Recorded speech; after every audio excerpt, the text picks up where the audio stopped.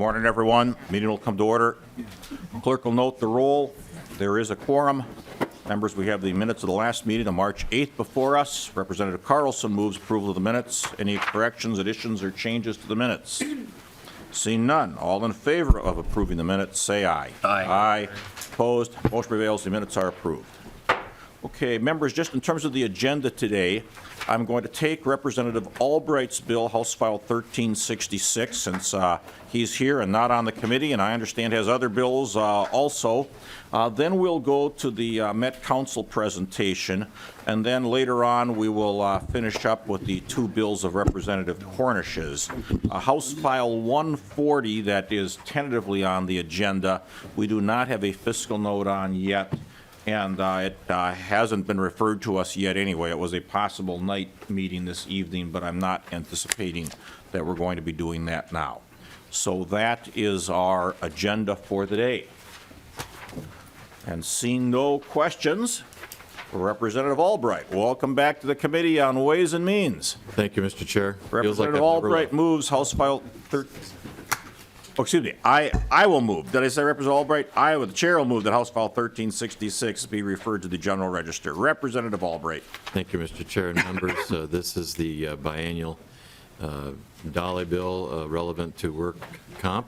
It has three articles. I'm happy to go into the details, but the purposes of being before you this morning is that there is a fiscal note on the bill itself, and rather than expend money, we actually save the state money by virtue of coming to grips with a judgment that was brought about by the, and I will make note of it here, the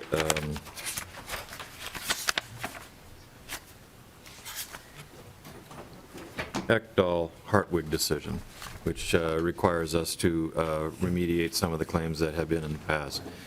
With that, I'm happy to stand for questions, but certainly appreciate your time this morning. Thank you. Well, Representative Albright, we're always glad for members that bring bills that save money. Any questions for Representative Albright? Discussion? Representative Albright, any last comments? Have a very nice Monday, Mr. Chair. All right, the chair will renew his motion that House File 1366 be referred to the General Register. All in favor say aye. Aye. Aye. Opposed? Motion prevails. House File 1366 is referred to the General Register. Members and Chair, thank you very much. Thank you, Representative Albright. Okay, members, now we're going to go to the presentation from the Met Council. And members, while they're getting organized up there, I guess my intention in doing this is that we are, of course, a finance committee. We are tasked with looking at various programs the state is involved in. I guess I feel that with all the controversy we had with the way the last session ended and with the potential costs that are out there for current commuter rail and in particular light rail projects and future planned light rail projects, it'd be good for this committee to just have a little bit better sense of what the future might hold. And so that's my intention on having the Met Council before us and having this topic today. And you know, I'd encourage members to ask questions, I guess, at any time as we go through the presentation. If it gets to be that it's getting too chopped up, I'll kind of cut questions off. We'll go through the end of it and then take questions. But that's my intention today, is just to get the committee more informed on this particular topic that has controversy and has some potentially large costs going out into the future. And with that, welcome to the committee. Can you state your name for the record and bring us through the presentation? Mr. Chair, my name is Wes Koister. I'm the Regional Administrator for the Metropolitan Council. And with me is Mark Furman, who is the Deputy General Manager and Program Director for the New Starts Rail Projects. I'm going to begin the presentation with just a quick overview of how transit fits into the larger transportation system and how the fixed guideways fit into the transit system.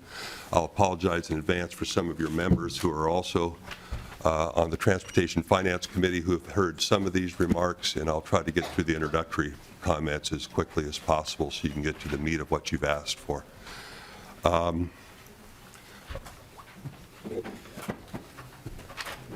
First technical problem.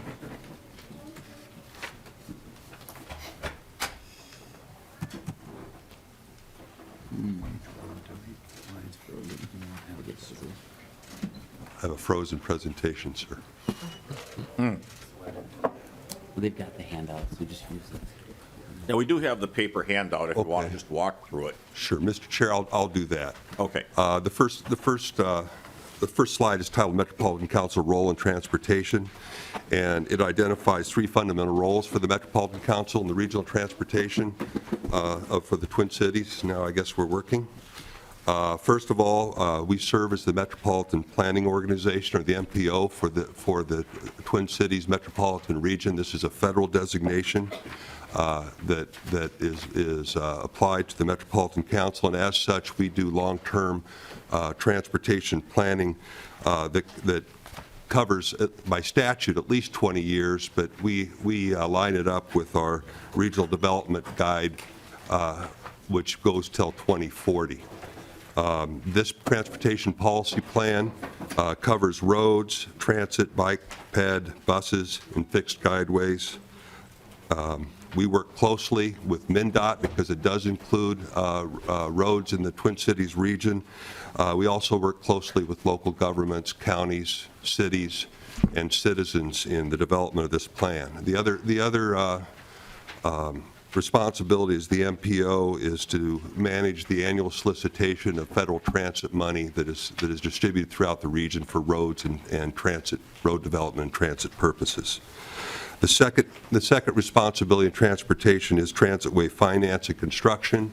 We coordinate the financing of major transitways across local, state, and federal financing partners, and we oversee the construction of those projects. Typically, our general framework is that the larger transitway projects are funded with 50% federal dollars, 30% county or CTIB dollars, as is currently, 10% County Railroad Authority funds, and 10% state funds. So in this role, we construct and then we eventually own and operate the major transitway services or fixed guideways. And then finally, we are also responsible for transitway operations. We're the largest provider of transit services in the region. We by and large provide those services directly. We also contract for some bus services and metro mobility services, and then there's also suburban transit providers that we distribute operations funding to according to an allocation model that we use in distributing state and MVEST funds across all transit providers. You've asked particularly about fixed guideway projects, and I'll just mention that statute generally defines fixed guideways as operating in an exclusive or controlled right-of-way. This includes light rail, commuter rail, intercity passenger rail, and bus services that use a dedicated or a managed lane. We'll get into each one of those specifically as we go through the presentation, but our current and planned services do not include all of these. They include light rail, commuter rail, and bus rapid transit projects. This slide shows, the next slide shows the typical transitway development process. It begins with pre-project development and moves into environmental analysis, engineering, and then construction. It's worth noting that for major transitways, this process takes about 10 years or more. The pre-project development phase, or the initial planning phase, starts at the local level. It does not begin with the council. It is the local government, typically the county and local municipalities, that go through an extensive public engagement process. They look at the projected ridership and costs, and then they identify what's termed as the locally preferred alternative. This is essentially selecting the mode and route that will perform the best for that particular corridor. Once the pre-project development phase is finished, the project gets handed over to the council, and we begin the environmental project development and the engineering, and then eventually the construction phases. All these phases have significant community engagement processes included in them, from pre-project development through construction. There's constant contact with the communities, constant checking in with the communities. I think with Southwest LRT Green Line Extension, there's been over 1,000 meetings that have been conducted to get community input. Transitways are part of a larger transportation system. From our perspective, this isn't an either-or proposition. It's not either roads and bridges or transit. It's a both-and proposition because roads and bridges and regular route bus rapid transit, and light rail all work together to contribute towards moving people, goods, and services. Roads certainly improve the efficiency of transit operations, and transit increases the capacity and the efficiency of the roads. For example, one rush hour bus is equivalent to 40 cars. One LRT during rush hour, one LRT car during rush hour is equivalent to 200 personal cars. At 35W, rush hour transit provides rides that would otherwise occupy 1.5 lanes of traffic. So when we consider transportation, we consider investment of roads and investment of transit together, and we believe that they complement each other. When we consider transit, we also break that down into what is the best mode for a particular corridor. We take in consideration population density, job locations, and other destinations, and travel behavior within the corridor. Not one size fits all. Light rail is optimal for some corridors, bus rapid transit for others, and regular route bus still the best option for other corridors. As an example of this working together, the existing Green Line, the line that runs between St. Paul and Minneapolis, resulted in an 82% increase in ridership across all modes of transit inside that corridor. So that's not just an 82% increase in ridership on the Green Line itself, but it's on buses that feed that Green Line and buses that are adjacent to that Green Line because it changed transit behavior along the corridor. That was a light rail example. But we also have the A line, which runs down Snelling from Rosedale and then crosses into Minneapolis, which is an arterial BRT, which essentially is a bus that has less stops and some transit advantages. The A line that was recently developed resulted in a ridership increase of 33% along that corridor. So again, transit supports roads, roads support transit, and within transit, the system is integrated across all modes. Excuse me, Mr. Koister, I've got a question from Representative Loon. Representative Loon. Thank you, Mr. Chair, and thank you very much. One question, and this has been brought up occasionally, and I'm never clear or never knew for sure if this is an official policy. So what is Met Council's policy with regards to expansion of lanes within the metro area on our major roadways? Is there an official position or policy on that? Mr. Koistra or Mr. Furman? Mr. Chair, I'll only say that we have supported, the development of managed lanes along. We've worked closely with MnDOT in the development of those, and also another example is the rework of 35W that is being planned in the future. We're working closely with MnDOT as they improve 35W to make that work well for bus rapid transit, referred to as the orange line along that transit way.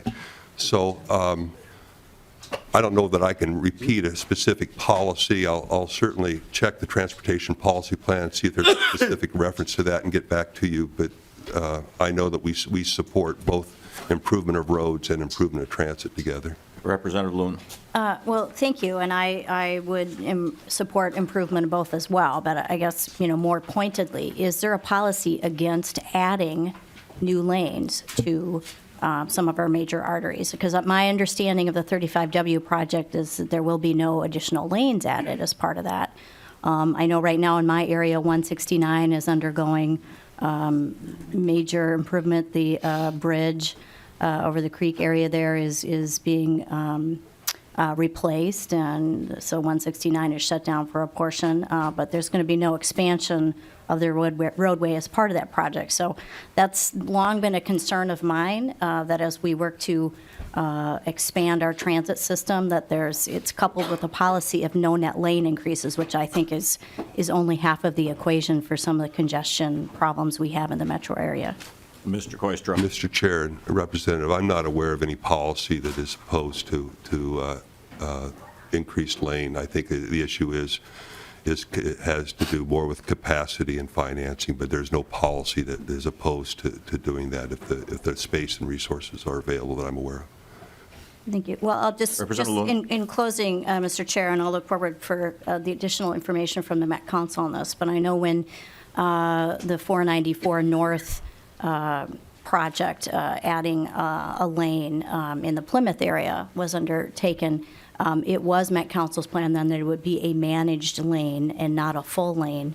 And honestly, there was a bipartisan meeting of legislators where Met Council and MnDOT were there, and it was not a pleasant meeting. People were a little enraged by that, and I think pressure was brought to bear to make sure that that was a full lane. So I just have concerns about what I see as a lack of clarity on that policy. At least this legislator doesn't understand where that policy emanates from and exactly what it is. Mr. Koistra. Mr. Chair, we'll certainly try to provide some clarity to Representative Lewin on that in that regard.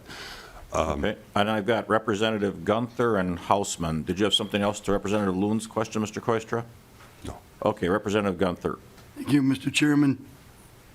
Just out of curiosity, what % of the population ride or use rail transit in the metro area? Mr. Koistra. Mr. Chair, I'm not sure if I know the % of population. I can tell you that of those riders, 80% of our riders use transit to get to work or to school. I would also say that I believe 40% of the downtown workers use transit to get to downtown Minneapolis to work. I don't know that I have exact % of the population available. Right now, I'm looking around for help. I'm not getting any. Representative Gunther. Thank you. All right, so you don't know about rail. Do you know about bus transit? How many people ride buses to get from one place to another? Sure. Mr. Koistra. Mr. Chair and Representative Gunther, I actually, my previous answer was about transportation in general. I will say that we have about 100 million rides a year in the Twin Cities area. About 75 million of those rides are bus rides. About 23 million of those rides are rail rides. I hope that's helpful. Representative Gunther. So you're telling me, in total, the people ride 100 million passengers on rail and 75 on bus? Or 75 on? Can you explain that again to me? Yeah, Mr. Chair and Representative, we have about 100 million rides a year. That's not separate riders, it's 100 million rides. And about 75% of those rides are rides on bus. And about 23% of those rides are rides on rail. Bus is clearly the foundation of our transit system.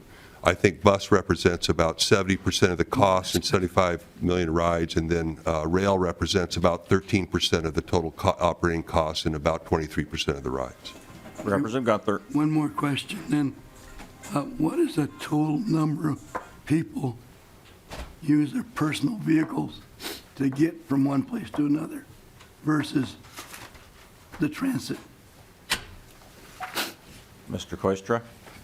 Mr. Chair, I don't have the answer to that. Let me see whether we have that data at the council, and I will certainly get back to Representative Gunther in that regard. Okay, yeah, if you could just get back to the committee on all these answers, we'll distribute those answers to the committee. And I guess just to one question Representative Gunther asked, when you talk about 100 million rides, so if a person, let's say they get to work by bus in the morning, and they ride a bus, get off the bus and connect to another bus, ride that bus, get to work, and then take the same way in reverse going home, is that 4 rides of the 100 million?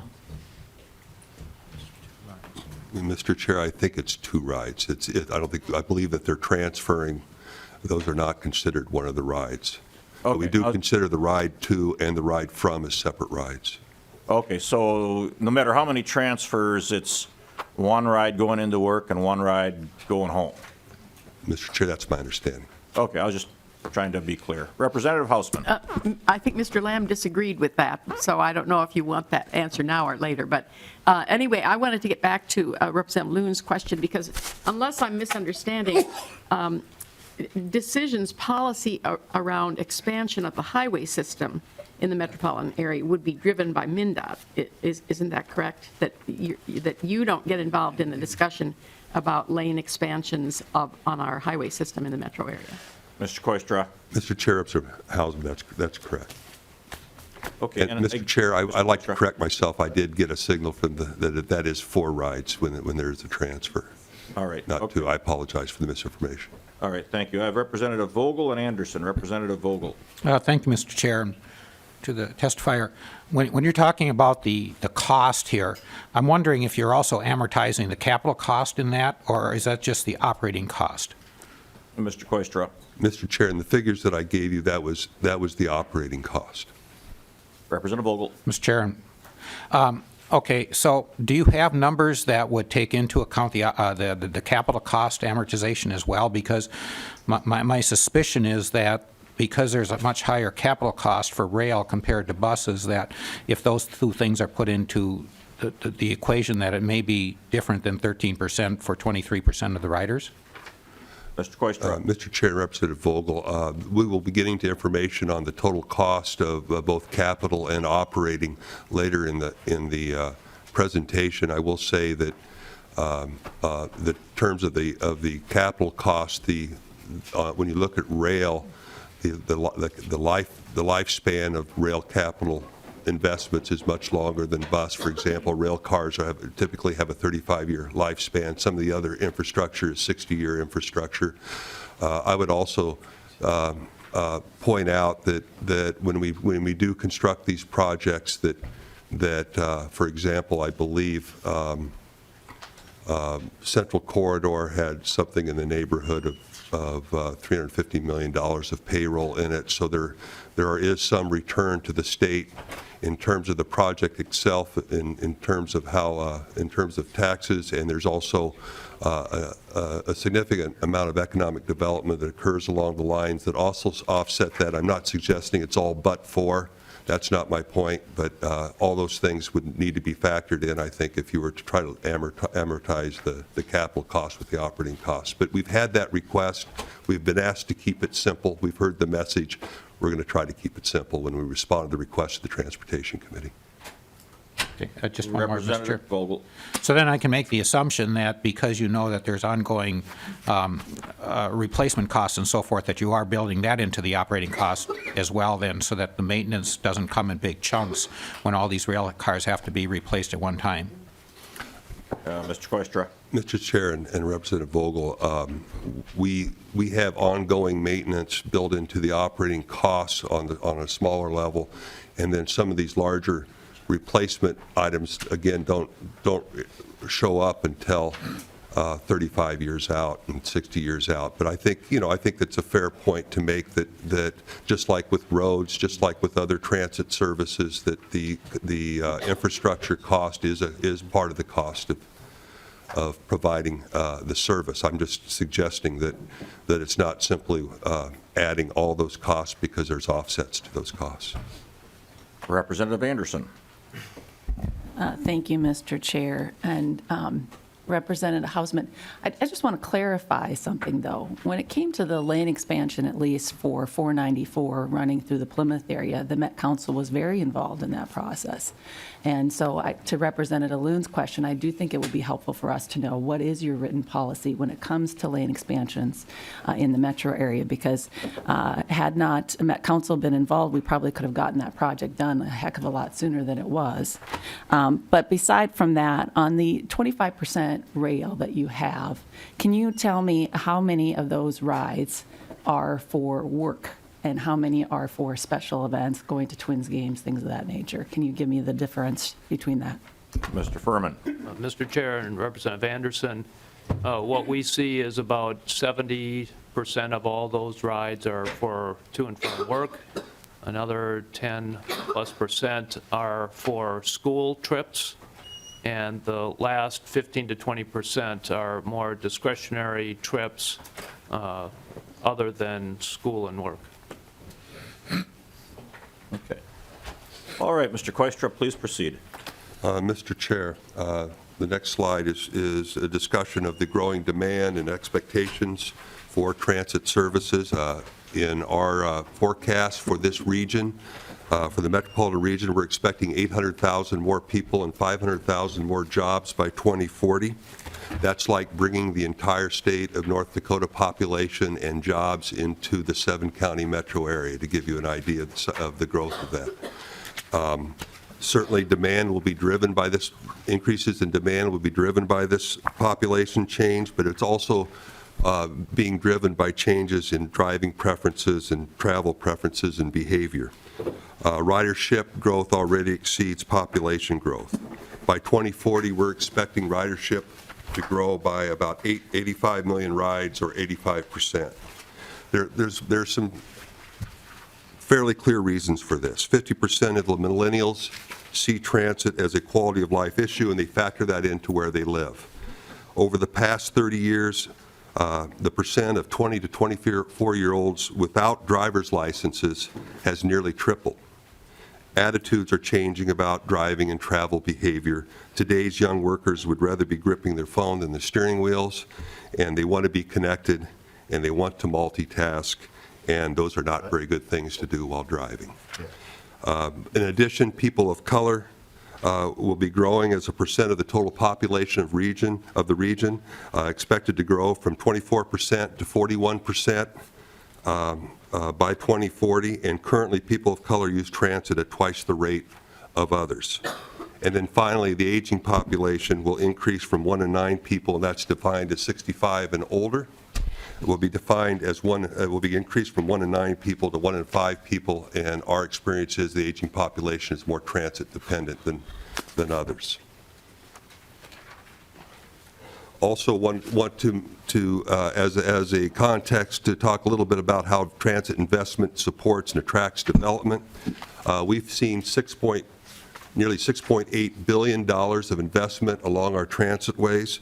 $5 billion of that alone along Central Corridor. I will say again that I'm not making an argument that these are but there's certainly an influence of transit to economic development along those transit ways, especially fixed guideways where they know that the transit service will be stable and ongoing.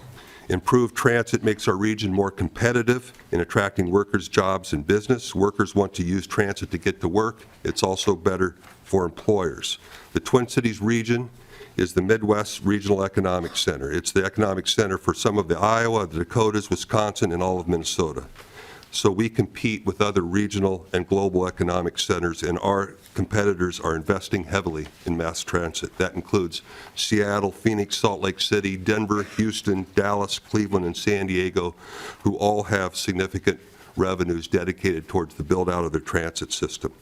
In 2012, the Itasca Group reported that the build-out of the 2030 Transportation Policy Plan would bring a return on investment of $6 to $10 billion by 2045. What they considered was vehicle operating costs, travel times and reliability, shippers and logistics costs, emissions, safety costs, and road pavement conditions, and said that more than 500,000 people, as a result of that build-out, more people would be within a half hour of their employer.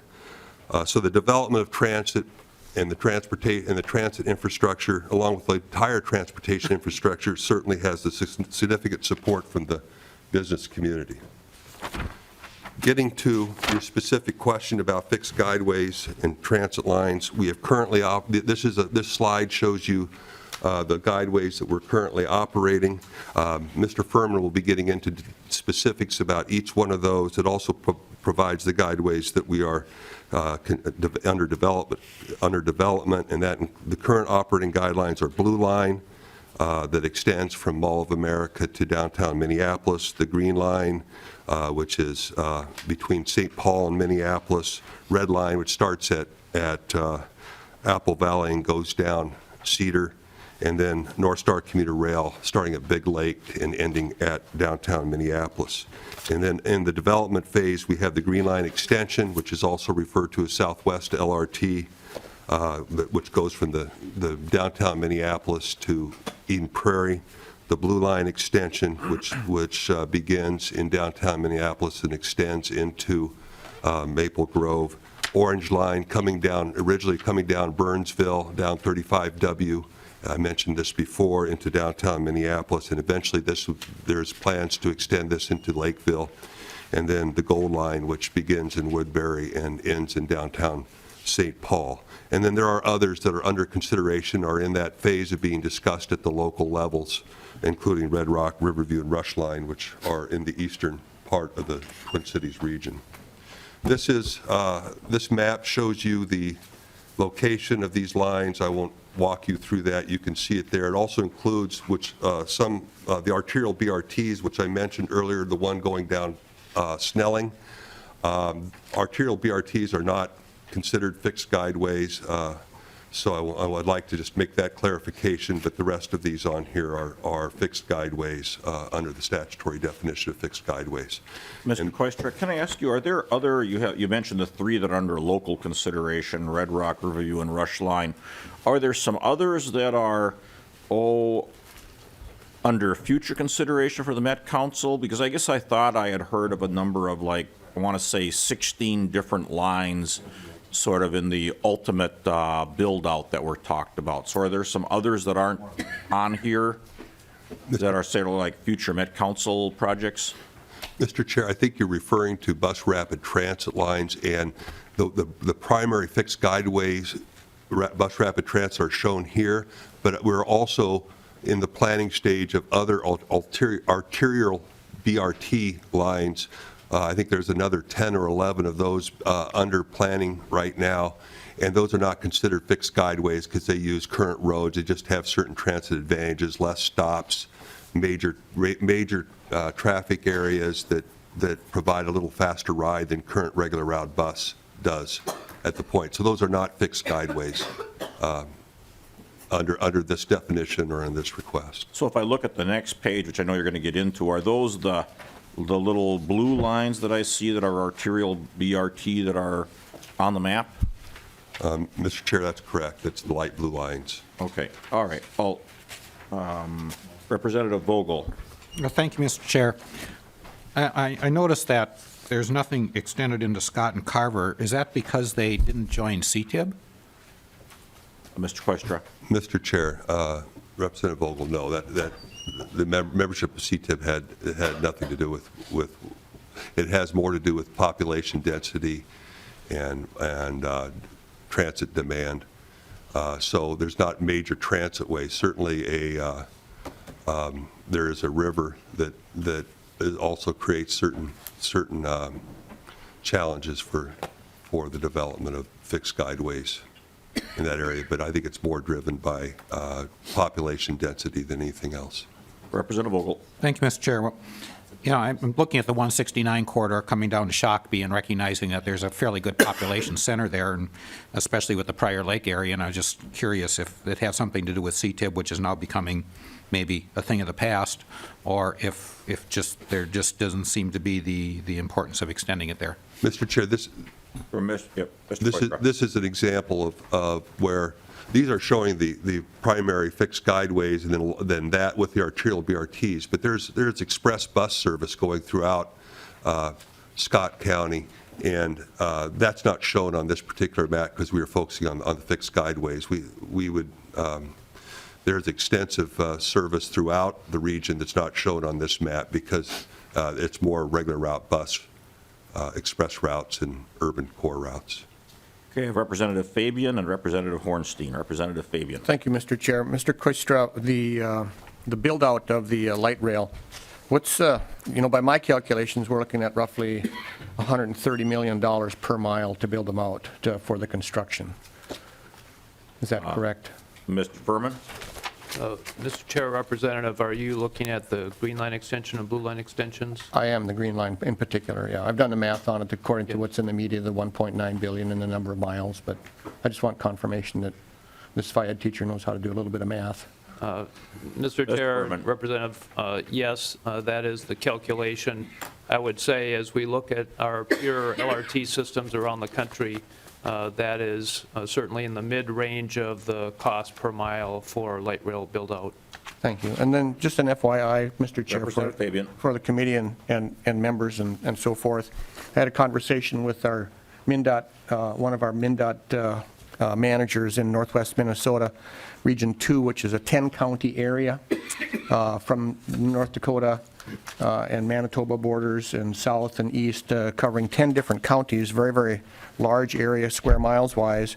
$130 million that it costs to develop 1 mile of light rail line is roughly the equivalent of about just over a year and a half of total spending by MnDOT on all road and bridge projects in that area.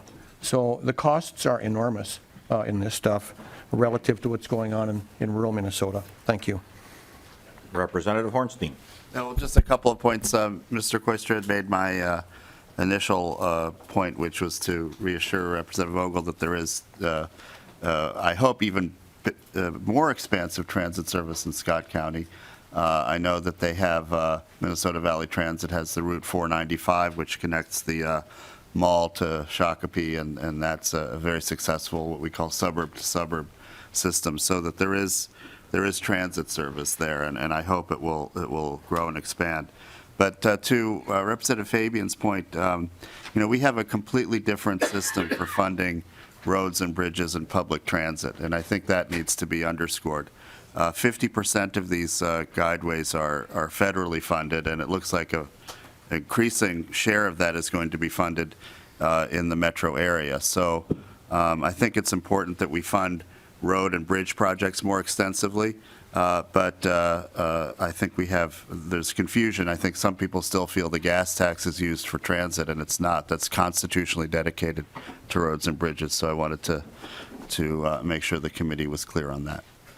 Representative Fabian, since Thank- your name was used, I'll recognize you again. Yes. Thank you, Mr. Chair. Well, and to the point of the federal funding and so forth, when I listened to our congressional delegation come back to Minnesota and talk about how smart we are and how responsible we are and what good work we do here in Minnesota as Minnesotans, it would seem to me then that rather than doing a carve-out in transportation funding that requires us to spend money on light rail or something, if they really trusted us to make good decisions, as they say they do, we would be better served by them if they just gave us the funding and said, you go figure out how to spend it. And if you want to spend it on light rail, go ahead. But if you want to spend it on roads and bridges, then do that too. But you people are smart.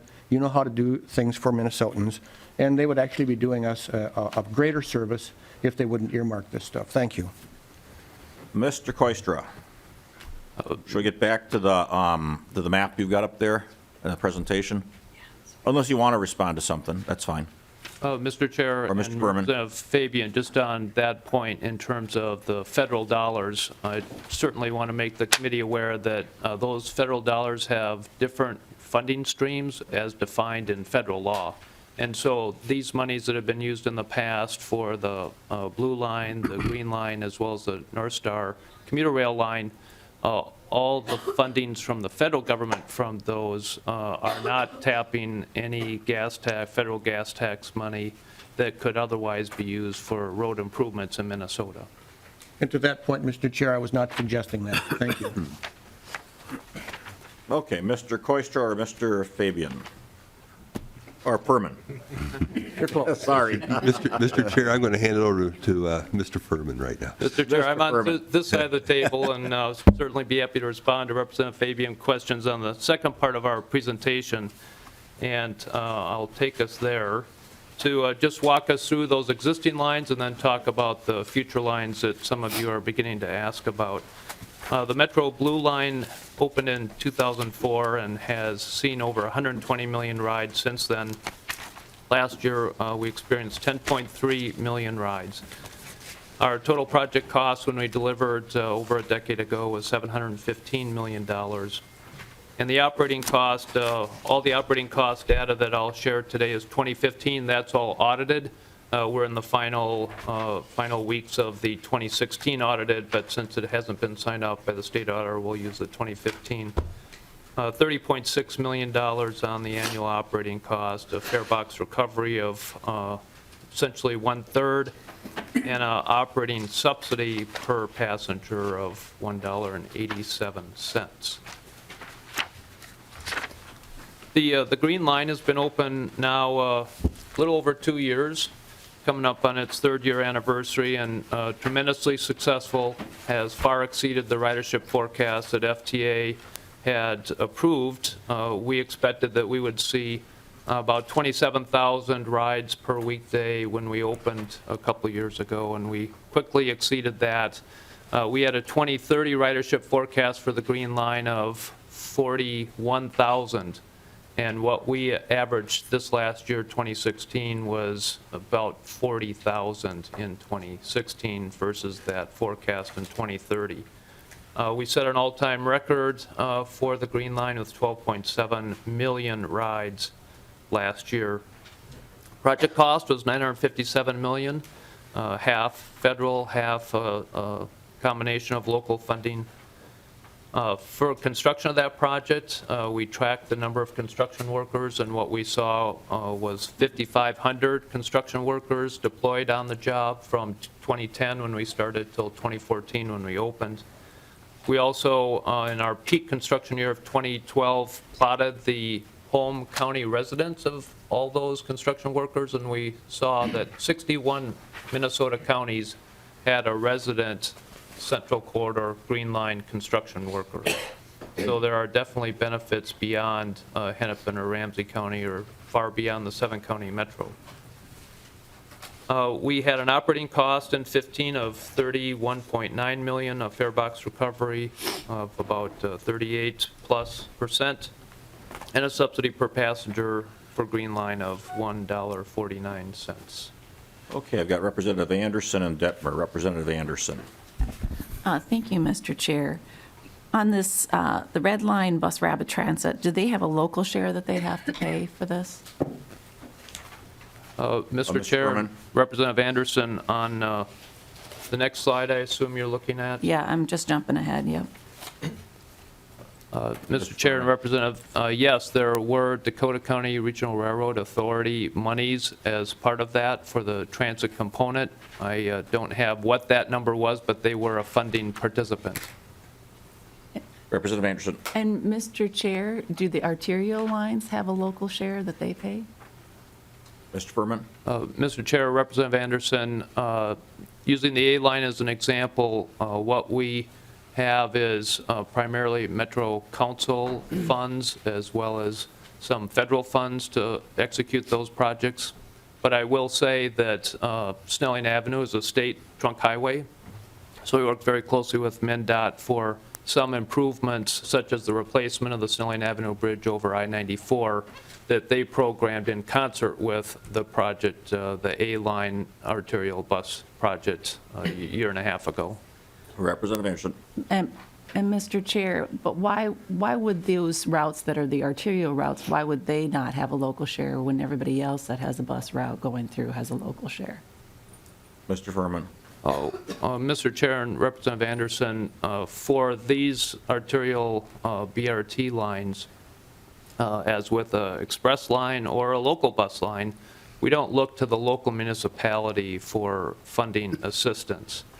We use our standard revenue streams for the capital portion, as well as the operating portion. So that's some federal, mostly state, and then council general fund that we generate through our property tax levy. Well, Representative Anderson. Mr. Chair and Mr. Furman, you can imagine that the people in my area that have to pay that local share and then also pay into the Met Council kind of get frustrated in the fact that we're paying for bus service for people in other areas, but then also have to pay for our own, and we don't see that benefit because you've exempted them from the local share. Well, Mr. Chair, just a brief response, Representative. Our Metro Transit Service serves 90 municipalities in the region, and so we try to maximize the benefit to the region as well as be as efficient as we possibly can as we deploy these services throughout tapping the regional tax proceeds that the council is able to garner. Mr. Questra? Yeah, Mr. Chair, I'd just like to add that one of our responsibilities is to distribute state financing for transit services, and that includes the state general fund appropriation as well as the dedicated Minnesota vehicle sales tax revenues. And when we run that through what we call the allocation model, and that's distributed to all the providers in the region, including Plymouth, the suburban transit providers of Plymouth, Maple Grove, Southwest Transit, and Minnesota Valley. When I've looked, we have information that will show that over the last, I believe it's 8 years or so, the distribution of those funds has, as a proportion to each provider in each area has remained about the same. In fact, there's been significant increases to Metro Mobility during this period of time because of the growth in Metro Mobility, and there's been increases because of opening of light rail, and the actual decreases have occurred primarily in a Metro Transit bus service. So I don't think that addresses your point specifically, but I do want to assure the committee that the distribution of those funds has been fairly equitably managed, and it's been fairly constant over recent years, since I think about 2008 or 9. Representative Anderson? Well, Mr. Chair, that's not how my community views it, but thank you. Representative Detmer? Yeah, thank you, Mr. Chair and Mr. Furman. In terms of your light rail transit, do you have a percentage or a number of non-payer riders and the dollar amount, too, that we've read in newspapers of the amount of money that's the riders that get on and not pay? Do you keep those statistics? Is there a number of riders that are in that, fall under that, and the amount of money that we're talking about? Mr. Furman? Mr. Chair, Representative Detmer, we have a transit police force that is very dedicated to doing that fare checking and fare enforcement, and through that effort, we are able to know that a small percent of those green line or blue line riders do not pay. Typically, it's about 3 or 4% is what we see. We also independently audit that to verify and validate that. So on one of our last sheets, we have the total revenue for the green line, and if we take 3 or 4% of that, that would then equate to calculate your question about what the potential lost revenue is. And for 2015, we had over $12 million of revenue. So 3% of that would be about $333,000. Representative Detmer? Yeah, Mr. Chair, I just, looking back in some newspaper articles, the number was quite a bit more than that, but why, Mr. Chair? Representative Detmer? Why aren't we doing some of the, I've ridden rails in Boston and Chicago and New York and so forth. Why aren't we doing the same process there in terms of ridership? Mr. Chair, Representative Detmer, we had many discussions as we were first designing the Blue Line over 15 years ago on this question, and what that is proof of payment, which is what we've delivered here for light rail, which is a barrier-free system, versus the old legacy systems that you see in New York, Boston, Chicago, which are all barrier systems, or you have to pay your fare to get through a fare gate to then access the train platform. And what we found is for the levels of passengers for light rail, it's difficult to justify all the fixed investment, which is great for all the fare gates and much larger mezzanines for people to then use to get through the gateway to access the train platform, and that it is a more efficient way to do a fare enforcement process that we do with our transit police officers. Representative Hornstein, and then Vogel, and then I think we'll let you move on. Thank you, Mr. Chair. And I just, to some earlier points that were made, I mean, the opt-out systems, which I support, I mean, I think Plymouth Metrolink and Minnesota Valley Transit, Maple Grove Transit play a very important role in our regional system, but they're regional and state dollars that go into those systems. So when we start pitting one area of the region against another, or one state, one part of the state against another part of the state, one mode, roads and bridges versus transit, we start to go down a very, I think, problematic slope here, because we are one state.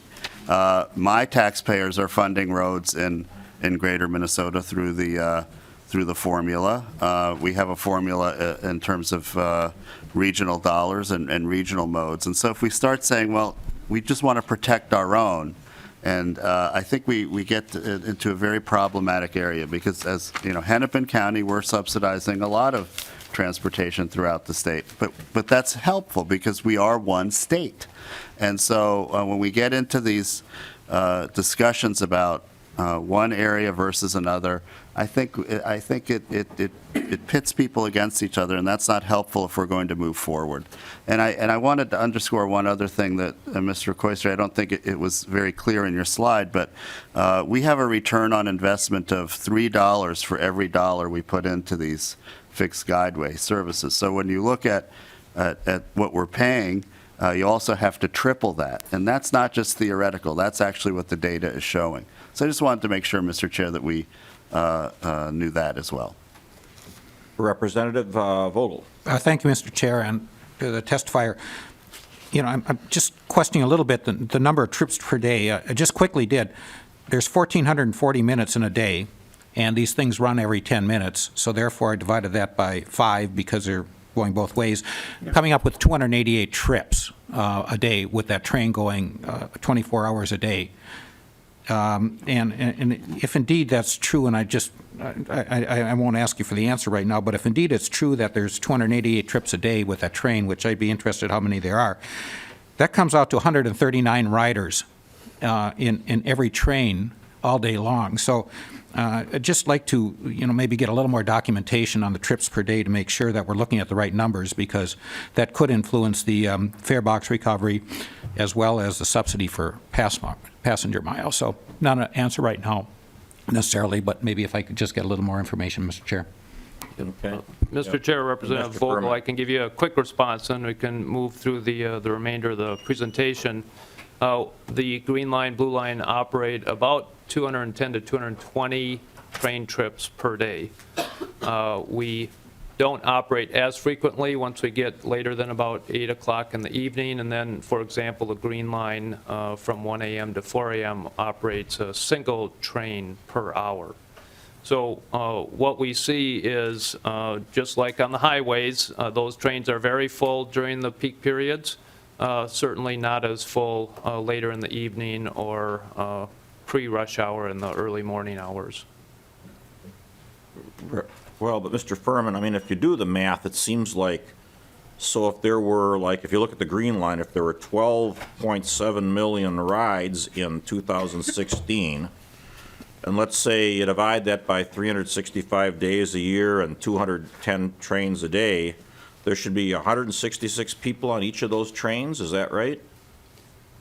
Mr. Chair, so on the Green Line where you're doing the arithmetic, what we have found on the Green Line, and one reason that the ridership is so strong, is that people are not riding from downtown St. Paul to downtown Minneapolis.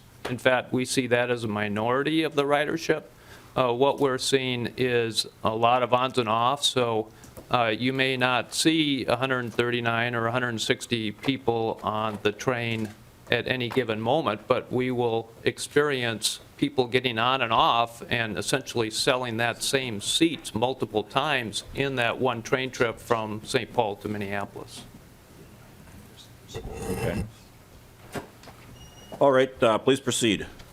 I'll move on to North Star Commuter Rail, if I may, Mr. Chair, and simply to report that we have 711,000 passenger boardings last year. That project cost $347 million to open for service in 2009.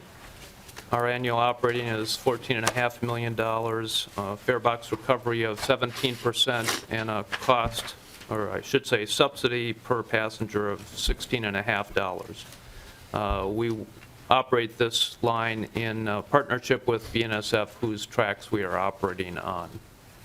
Mr. Furman, I guess to that point and the red line before that, you didn't have a cost per person on the red line, but I did the math and it's 13 some dollars.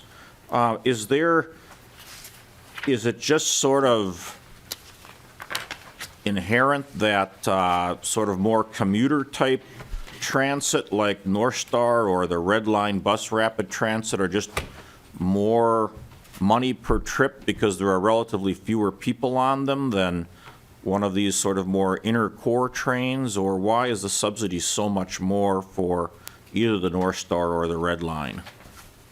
Well, Mr. Chair, I would respond to say that a lot has to do with the population density and job densities in the corridors that are being served. And as a result, based on my prior comment, for example, the Green Line, and this also applies to the Blue Line, where there are passengers getting on and off throughout the 10-mile light rail line, where for the Red Line and North Star commuter rail, it's more people get on at point A and they will ride the train to downtown for North Star or to the Mall of America for the Red Line. So those costs are spread over fewer passenger trips, as you can see in the metrics. Okay, Representative Torkelson and then Carlson. Representative Torkelson. Well, thank you, Mr. Chair, and to the testifiers. I know you're about to dive into new projects, and before you do that, I was reading the news, and I'm aware that you are considering fare increases. I know it's not part of our agenda today, but could you just briefly address your reasoning behind fare increases and what you think the overall impact will be? Mr. Koistra. Mr. Chair and Representative Torkelson, we are looking into fare increases currently. It's been, I believe, since 2008 or 2008 that we've had a fare increase. I think one of the reasons we're looking at it is certainly the drop in fare recovery that we've seen over that period of time, and that coupled with facing deficits in our transit budget at this time that we've discussed at length in your committee, Representative Torkelson. So I think there's some feeling that it's time to look at this. I think there's some feeling that there's some necessity to look at this right now. There's also sensitivity as we're looking at this to transit-dependent people who do not have a lot of means in the corridors, and how do we manage fare increases in that structure. There's been discussion. Right now, we're working with other transit providers about looking at some recommendations, proposals that will go before the council, and then it has to go through an extensive public hearing process as required by the federal government. So we work with other providers. We bring it to the council to make an initial recommendation. That initial recommendation that is approved by the Metropolitan Council goes out to public hearing, and then it's fully considered after that process. It takes about 6 months for that process to play itself out. Representative Carlson. Yeah, Mr. Chairman, I was looking at the North Star, and something that kind of hit me. We've had discussions in this committee and in other committees about going way back several years as to whether that run should have been up to St. Cloud or not. And what I perked up on when you indicated population density played a major role, if we went up to St. Cloud or Rice, which I think was the destination at one point, I assume that the ridership might greatly increase. And I know you do have buses that take people into, I think, to Big Lake, so that perhaps offset some of it. But it might be interesting to know what would happen with ridership if it were eventually extended to St. Cloud. The other comment that I had when we look at the subsidy per passenger, I suspect from downtown to Big Lake, that's what, probably about 40 miles? Yes. And when you compare the subsidy then of other lines, like the Central Corridor, as I still call it from before it was named, That's about 10 miles. So if you were to look at a subsidy from the standpoint of what the subsidy is per mile, you might get quite a different picture in my view. And I don't know how many people board at Big Lake and go all the way downtown, what that number would be, but I suspect you've got a fair number of those passengers that are going over quite a distance. And I guess maybe those are more comments than a request for information, but we often in other measurements use like per mile, as opposed to simply the flat-out subsidy. I think you'd get a little different picture, but I'll stop there, Mr. Chairman. Okay. Members, I was going to move on to the new projects here, but Representative Hausman, did you want to make a comment? Well, just to follow up on that, I had some people from Wake Park in my office this week, the mayor and others, and I mean, I do believe that if you extend it to North Star, you've got a convenience factor. Drivers make those kinds of decisions all the time. Do I want to get on a bus and then on a train, and then how do those schedules relate? So I've always been a believer that when you connect to the population center, it will increase. But the interesting thing is that Wake Park, just to show how also entertainment venues play into this, they are hoping to use a unique local feature and build an amphitheater, and they're approaching about a bonding project. And when I raised the question about a connection to the North Star, their eyes lit up because, of course, everyone understands when all of these things come together, and some of that's work-related, some of that's entertainment-related, but they know that that's a convenience that would enhance the project that they're talking about. So it's a broader and broader understanding about what these lines can do for people.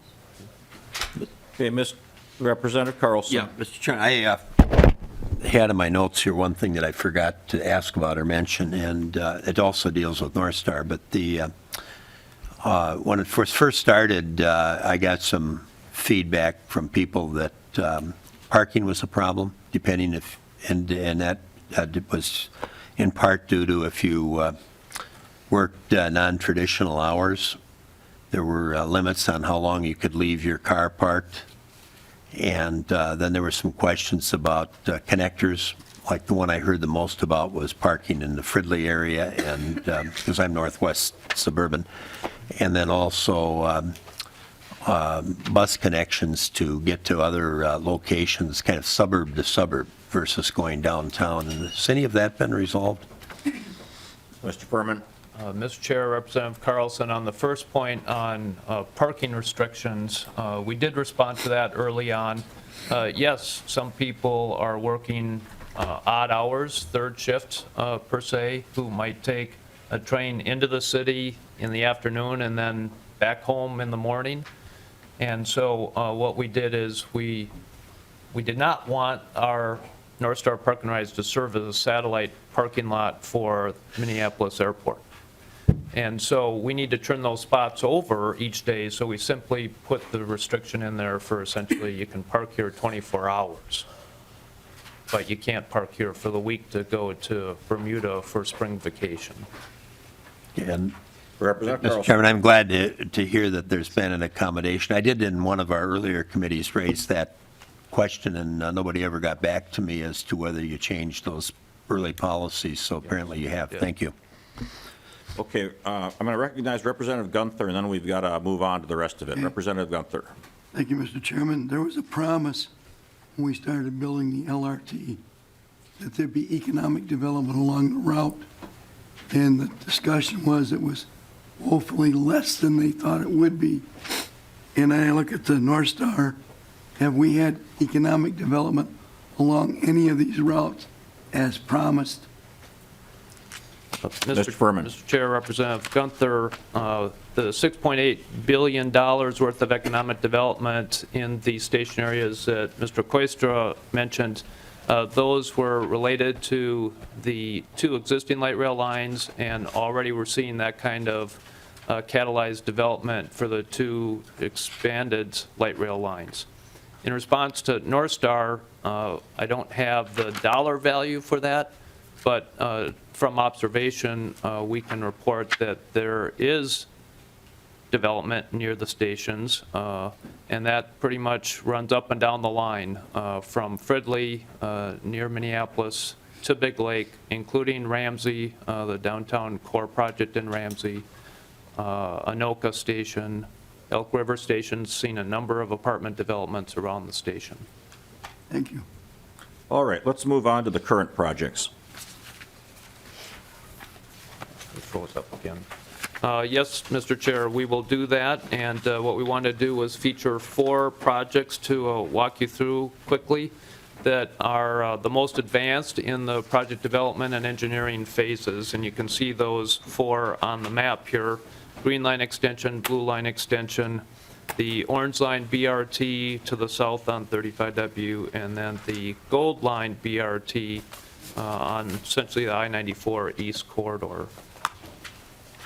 The green line extension, long discussed, is a $1.858 billion project. We have commitments for the full local funding of $929 million. And our first year of full operation, which is 2022 for this project, it's about a $29 million annual operating cost. The Blue Line Extension, also known as the Botno project, that is serving Minneapolis. Both Green Line Extension and Blue Line Extension, I should mention, they leave from Target Field Station as we know it today, next to the ballpark, and Southwest serves the 4 suburban cities of St. Louis Park, Hopkins, Minnetonka, and Eden Prairie. The Blue Line Extension from Target Field, again in Minneapolis, serves 4 northwestern suburban communities, and that is Golden Valley, Robbinsdale, Crystal, and Brooklyn Park. The Blue Line project is cost estimate of $1.536 billion. Local funding committed, we have 81% of the local funding committed for that project, of totaling $635 million, and an annual operating cost of $26.7. Again, first year of full operation in 2022. The orange line serves the most congested corridor in Minnesota, and that's the I-35W south from Minneapolis through South Minneapolis, down through Richfield, Bloomington, and ultimately to Burnsville. This is a project that costs $150.7 million. We expect to have it in service in the 2020-2021 timeframe. We have local funds committed of $64.6 million. We are pursuing a federal grant here for $75 million. About 84% of the local funds are committed for the orange line, and an annual operating cost of $7.8 million. The fourth project that we are working on here at Met Council is the Gold Line project, and that is the East Metro access to the Union Depot hub in downtown St. Paul that opened up in 2012. This is about a 9-mile, 10-station project that would be bus rapid transit, essentially paralleling the 94 corridor. The early project cost estimate on this one is $420 million. $22 million are committed thus far for the early project development phase, which is the first formal federal phase of these big projects, and an annual operating cost of $5.1 million. Then this last slide we have is a very busy slide with very many numbers, but trying to be responsive to questions that we have heard in Transportation Committee, and we would expect that there'd be interest here at Ways and Means.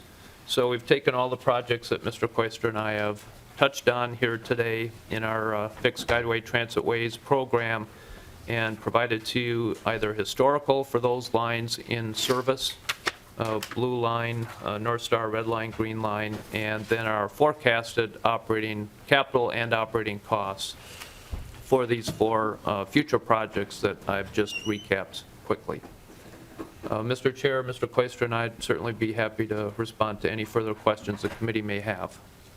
Well, looking at this chart, I guess either Mr. Furman or Mr. Koister, so just if I look at the capital cost on the 4 projects that I guess are at some level currently under development. I see about 30 million for the Green Line extension, about 150 million for the Blue Line extension for the state. These are state capital costs.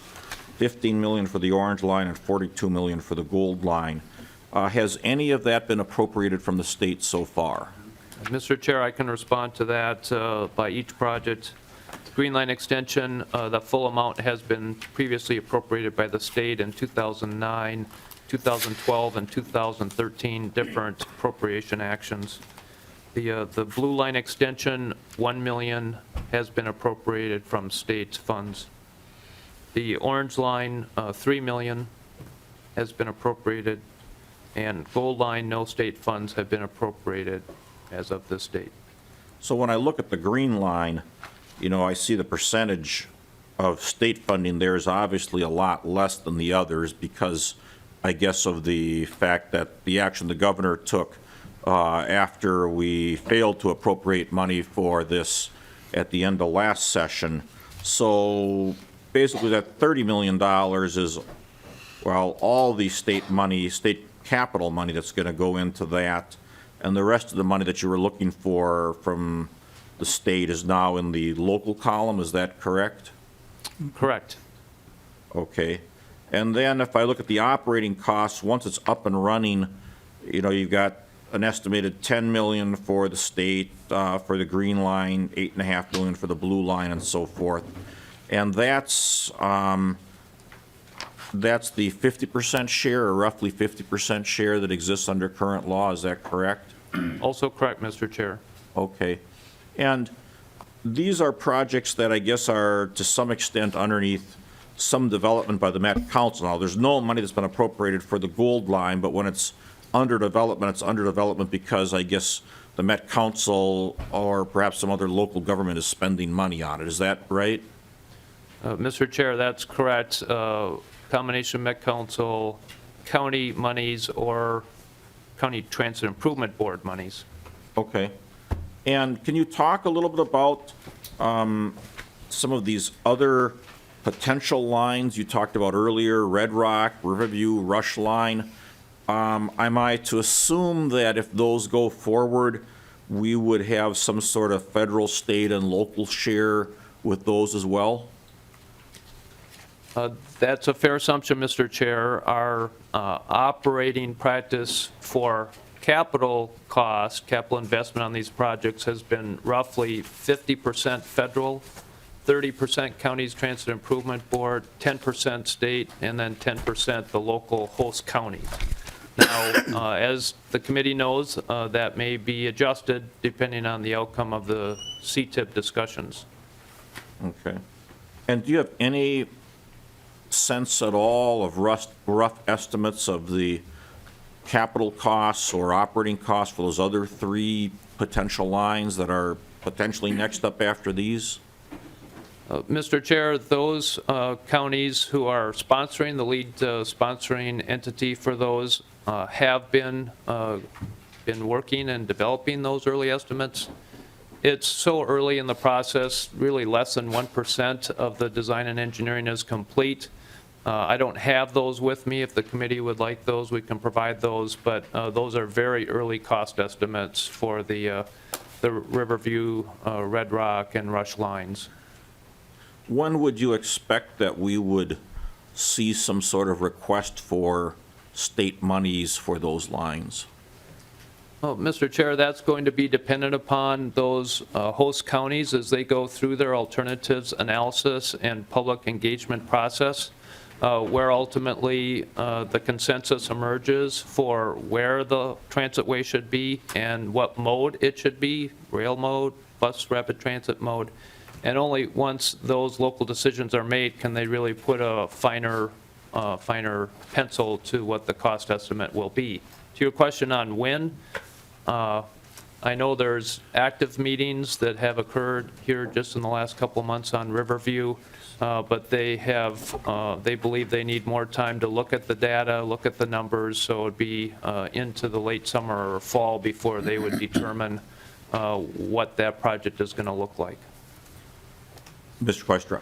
Yeah, Mr. Chair, I just wanted to mention what was already referenced, that we haven't made that as an assumption here because it'd be getting ahead of ourselves, but if CTIB dissolves, then the state share of capital costs for the transit ways would not be requested. That the CTIB members have said that they would pay for the 100% of the non-federal share of the capital costs along with the Regional Rail Authority. So that would change the state's participation. It does not, under CTIB's current plan, as I understand it, change the state's 50% share of operations once those are built, to be clear. And can I ask also about the other various, you said 10 or 11 arterial BRTs that are sort of being planned? Would they be similar to what we're seeing with like maybe the red line or the orange line in terms of costs? Is there any rough estimate, or how far along are those, and who is expected to pay for those? Mr. Chair, the arterial BRTs would be developed within funding sources that are the state general fund and motor vehicle sales tax. Under the governor's proposal, they would be funded through the half-cent regional sales tax that he's proposed. They will be developed as funds become available under those structures. I will mention, as I did before, that in 2008, our bus service for Metro Transit received about 76% of the state funds, and I'm including both general fund appropriations and motor vehicle sales tax. Today, it receives about 69% of those funds. And I mention that because a lot of this development is done by realigning current funding towards services that may have a better bang for the buck. We do that all the time in our service. We change, we may lessen frequency in a route, or we may no longer provide service in a route, and we move those funds to another route where there's greater demand. And I think these projects have benefited from that, but certainly to build out all 11, it would be much quicker under the governor's proposal for the regional sales tax. Okay. And can you just, I mean, for the committee, can you kind of just talk about the status of the whole CTIB issue and I guess what you see happening there? Mr. Chair, I don't want to speak for CTIB. I can just give you an observation that they've been working this month to reach an agreement about dissolving CTIB. I know that that their intent would be if that agreement occurs, that counties would then have the authority under current state law to have up to a half cent instead of be limited to the quarter-cent sales tax, and some counties have indicated that they would do that, like Hennepin County. But this all is required. What first is required is an agreement among the counties, and I think we've heard optimism about that, but they're not there yet. And as you know, in this body, the gap between optimism and reality can be larger than one expects. And I guess maybe a last question for me, Mr. Koistra. The way Southwest Rail ended up being funded in the end, I think was a surprise to a lot of people here, in that I guess the expectation was that it couldn't be funded without state funds, and then it was funded without state funds, without legislative buy-off on it. Have there been discussions about paying for the state share of the operating cost with local funds for that project? Mr. Chair, that has also been part of the discussion of CTIB. As you recall, when we stated that we were going to use certificates of participation for the remaining state share for Southwest, we had said that we would not issue those till at least July. Right now, the indication is that if CTIB dissolves, Hennepin County will take over the costs of those funds. Hennepin County will take over the cost Over of, the certificates of participation under my understanding, would not be required if they successfully dissolve CTIB and restructure under the other statute allowing up to a half-cent sales tax. but there haven't been any discussions about the operating costs being taken over by the county? Mr. Chair, my understanding is that the CTIB assumption is that the state will still be responsible for 50% of the operating cost as is stated under state law, current state law. Any other questions or discussion to the gentleman here? All right, well, thank you very much for coming in. We really appreciate, getting a picture of, where some of the costs are and what the different projects are that are out there and how they're being funded. Thank you very much. Thank you, Mr. Chair. Representative Cornish, we'll go back to you or go to you with the two bills that you've got remaining. Let's go with House File 915 first. Representative Cornish moves that House File 915 be referred to the General Register. Representative Cornish.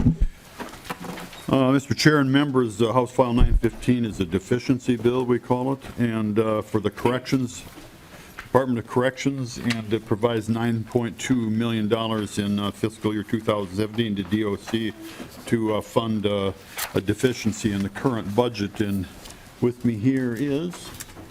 Good morning, Mr. Chair. I'm Nan Larson. I'm the Health Services Director for the Department of Corrections. Well, welcome to the committee, Ms. Larson. Mr. Chair, would you like the Department of Corrections to go through the why it's the deficiency? Let's just have a brief discussion of it. Yeah, if you can just talk a little bit about why this bill is before us. Sure. Thank you, Mr. Chair, for the opportunity, and thank you, Representative Cornish, for authoring this bill. So Centurion is our private correctional health care management company, and they have brought a level of care to our system that is much more closely mirrors what we have in the community, and that's a very good risk management tool. Unfortunately, that does come with a price, however, higher contract costs, more off-site trips, and I think we've all heard about the higher prescription drug costs that are out there. So we're requesting $9.2 million to cover the deficit for fiscal year 17, so this current fiscal year. We continue to push Centurion to figure out ways to help us control costs more, so more utilization management, looking for volume purchasing for pharmaceuticals, providing more care on site, such as chemotherapy. But there are some things that are out of our control.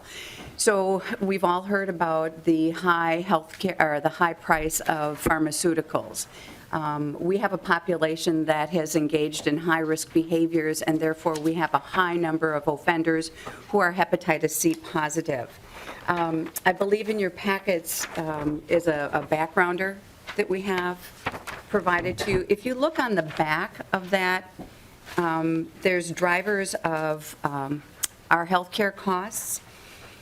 And you can see the incidence of conditions and diseases in our system versus what's in the rest of the state. So for example, diabetes, about 17% of our offender population has diabetes, and we're managing them for that, versus only 7.5% in the state.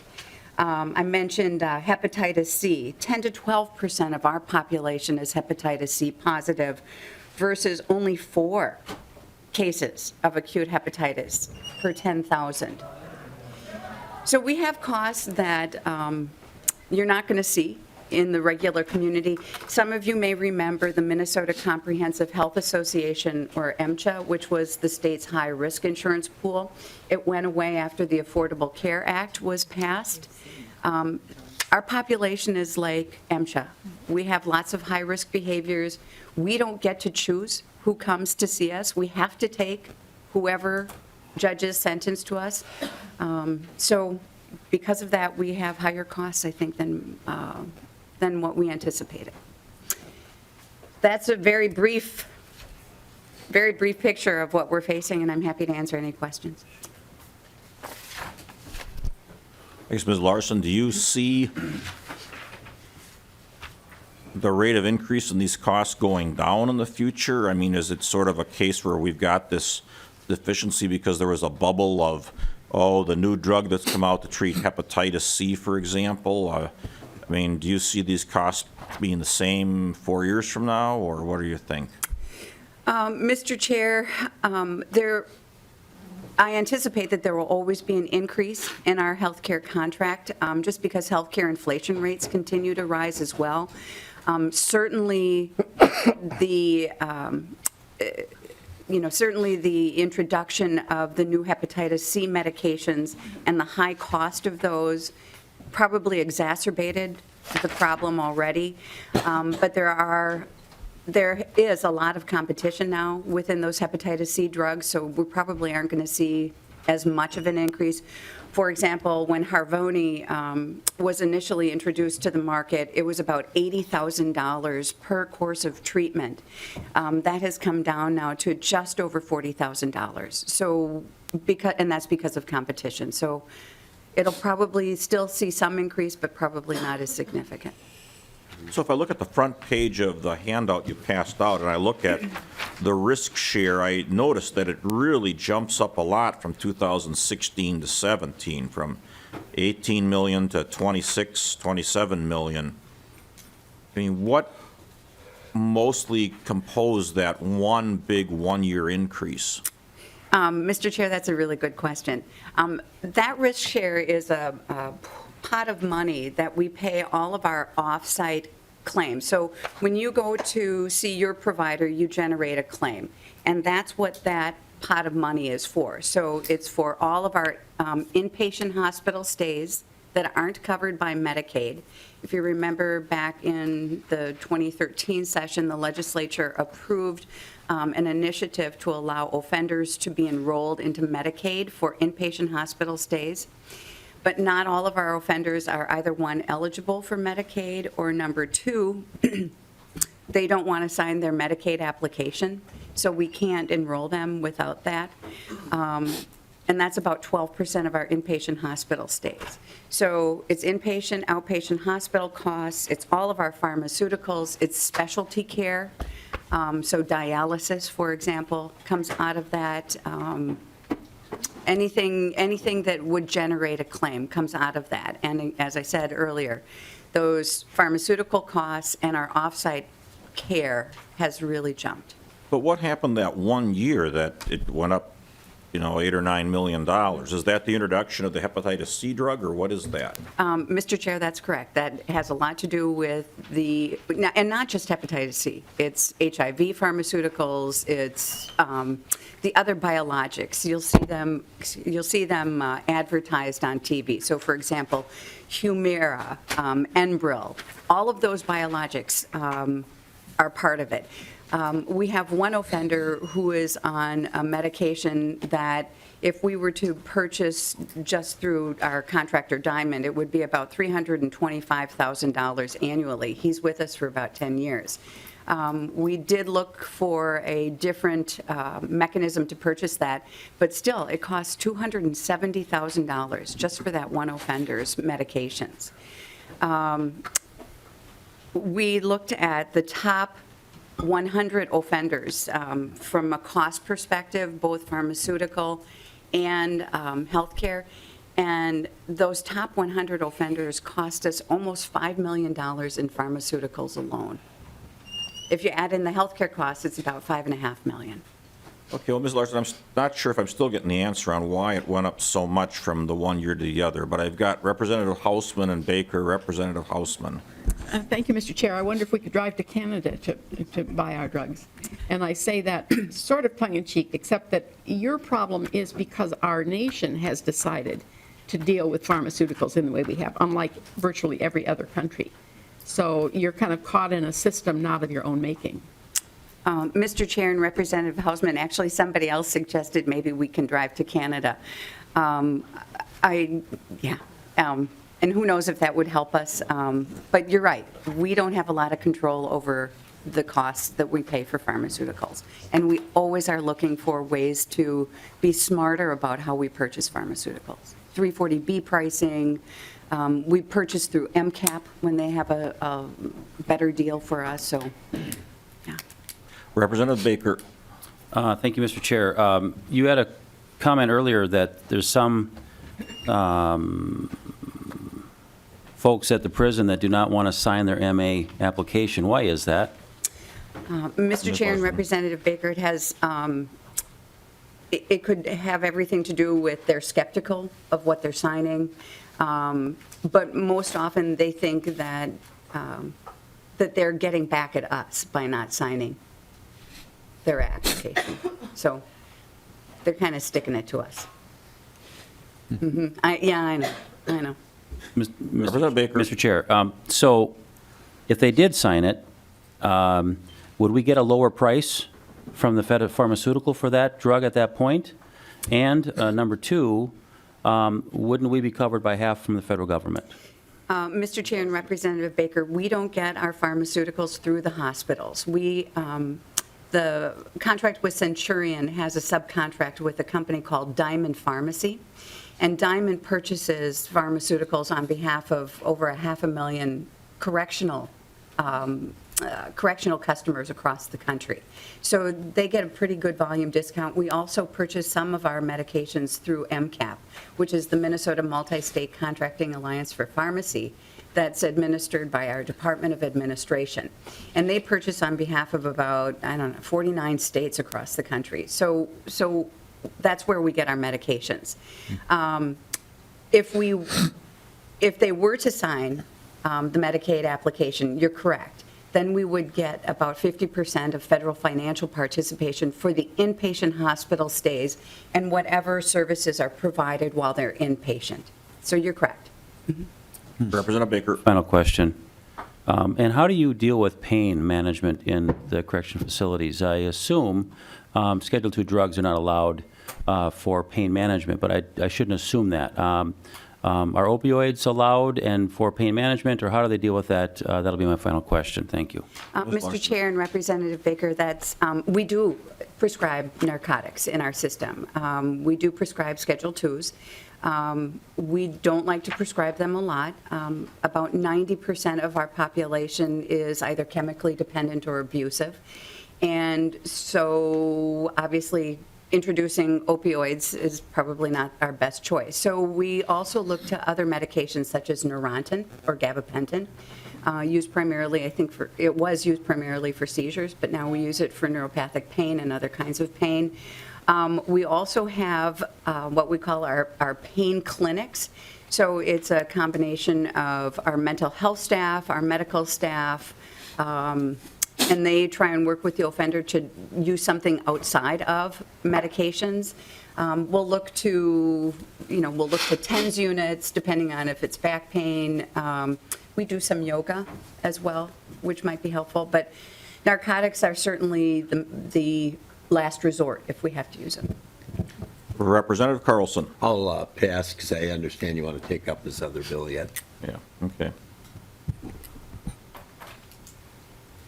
Well, seeing no other questions, any last comments, Representative Cornish? No, thank you. Mr. Chair, is this being held over for possible or going on? This is going on. Okay, did you move it already? I did. Okay. Well, you moved it. What's that? I say, I moved it for you. You moved it. Thank you. Okay, Representative Cornish renews his motion that House File 915 be referred to the General Register. All in favor, say aye. Aye. Opposed? Motion prevails. House File 915 is referred to the General Register. Okay, and Representative Cornish also has House File 470. And there's also an author's amendment. Representative Cornish moves that House File 470 be referred to the General Register. And Representative Cornish, do you want to move that amendment right now? Yes, Mr. Chair. Okay, Representative Cornish moves the A2 amendment. Representative Cornish, do you want to describe the amendment? Yes, well, I'll describe the bill once the amendment is applied to it. Mr. Chair and members, what this bill's response to is actually came from my son, the state trooper, and others. that in St. Paul Police Department and in Missouri and other places, and unfortunately, I don't have the handouts here, but there was some news line in a Police Magazine article where people have been tampering with public safety vehicles. I think St. Paul had somebody loosening lug nuts. Back a few years ago, one of the Hennepin County Boat and Water patrol thing down by Minnetonka had a person going in caught on video camera loosening lug nuts and otherwise vandalizing squad cars. So the A2 amendment's a response to some concern. We have an increased penalty for people that would knowingly tamper with public safety vehicles. So the A2 amendment is a response to some concerns that the penalties were too tough. So what we did was vehicles owned by public safety officers, now in here they're described by owned by the public safety agency, and it more closely aligns the penalties with the criminal damage the statute that already exists. And so that up to a certain point, the penalty would be a gross misdemeanor. It could escalate to a felony if the damage is significant enough or creates a reasonable foreseeable risk of bodily harm to the officer if they've operated the vehicle. Even if there's no damage. This would include like loosening of lug nuts or doing something to disable the vehicle where the officer would be in danger of injury or death. And so the amendment accomplishes those purposes to the original bill and describes the gross misdemeanor or the felony and the limits on there. So that's about the crux of the bill. So it's basically to deter somebody from coming in and cutting brake lines, messing with the steering, or doing any loosening lug nuts, something that would injure the officer. Okay, discussion of the A2 amendment. Representative Hillstrom. Thank you, Madam Chair, or Mr. Chair, sorry. And Representative Cornish, thank you for agreeing to do this amendment. Members, originally when the bill was drafted, it would have included, for example, if you'd keyed the car and didn't do anything to disable it, if a child had done it. And so Representative Cornish worked with us to narrow the bill to actually get at who he was intended to get at. Other discussion of the A2 amendment? Seeing no discussion, all in favor of the A2 amendment, say aye. Aye. Aye. Opposed? Motion prevails. The A2 amendment is adopted. Discussion of the bill as amended.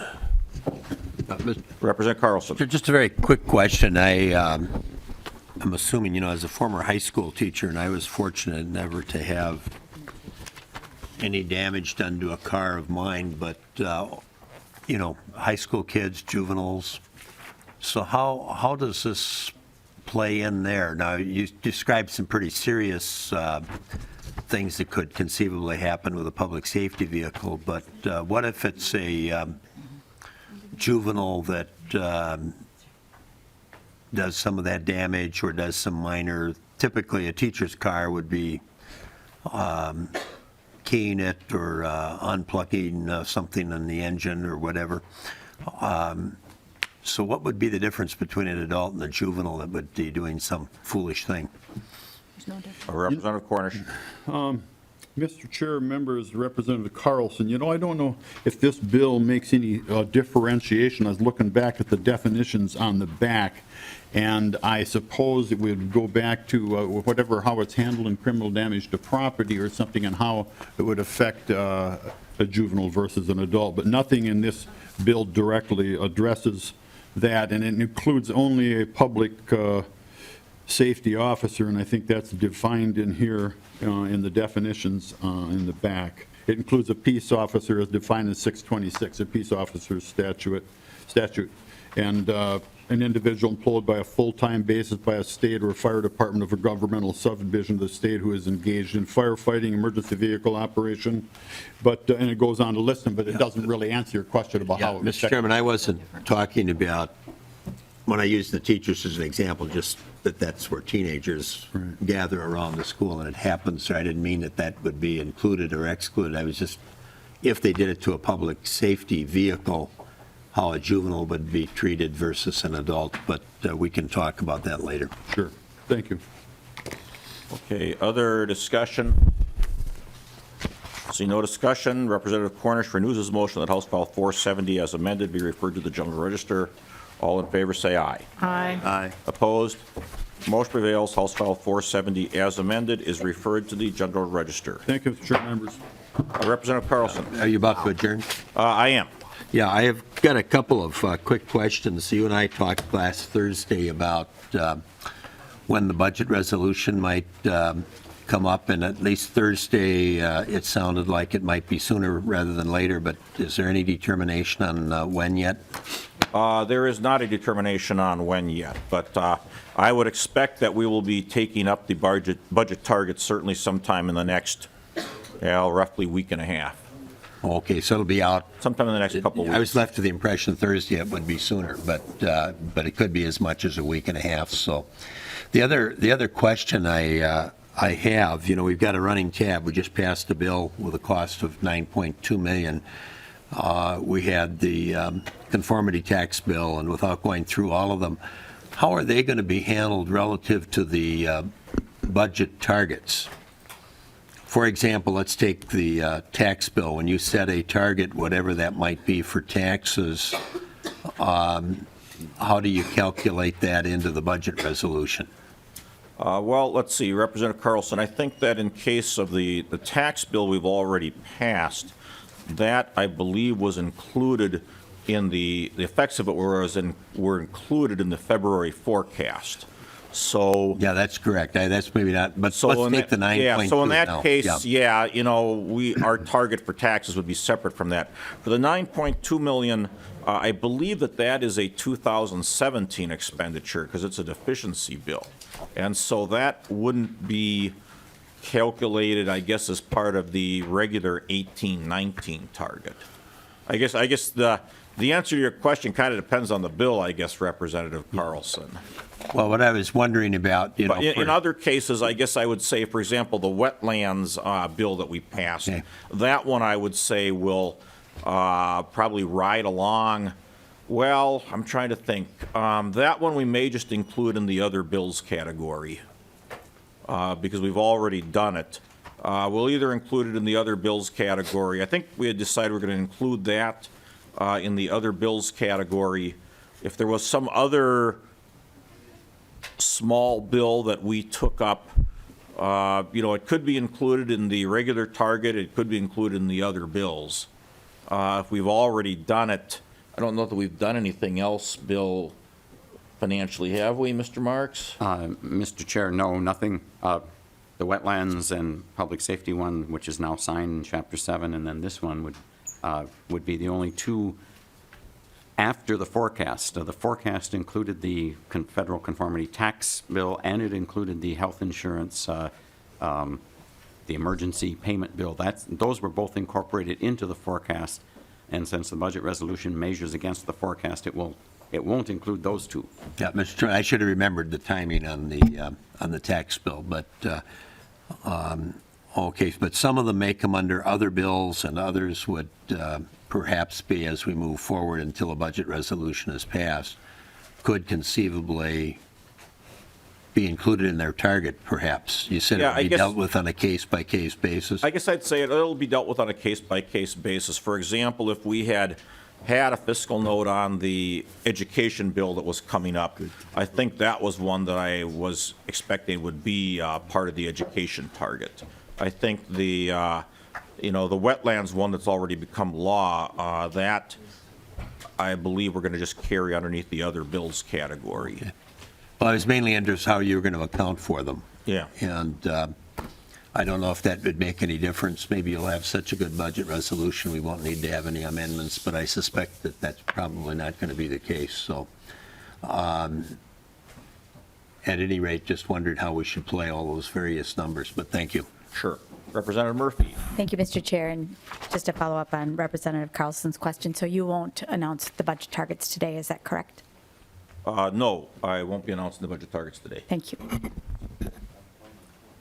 Any other questions? Very quickly on that Carlson. point, and as we talked Thursday, you indicated you'd give the minority caucus advanced notice.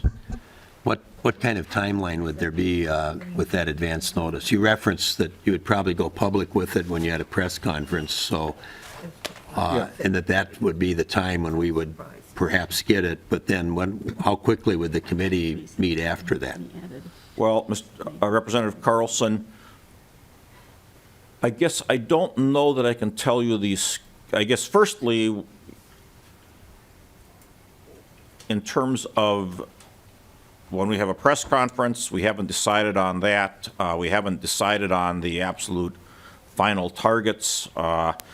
I would guess, as in past years, I think it's been the practice of both parties when they've been in the majority, that they have given the minority party the targets the morning of the press conference, and that's what I would be expecting we would do when we go public with them.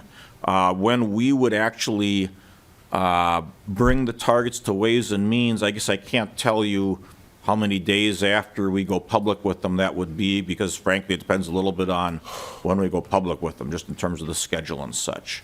But I would, again, expect that we'd be doing that sometime in roughly the next week and a half. Okay, well, Mr. Chairman, from our perspective, what's important is that we have enough time to react. And Oh, I don't sure, and know- we'll certainly give you time to offer amendments and so forth, absolutely. Or to prepare them is what I'm, yeah. Yeah. Okay, very good, thank you. Okay. All right, seeing no further discussion, the meeting is adjourned.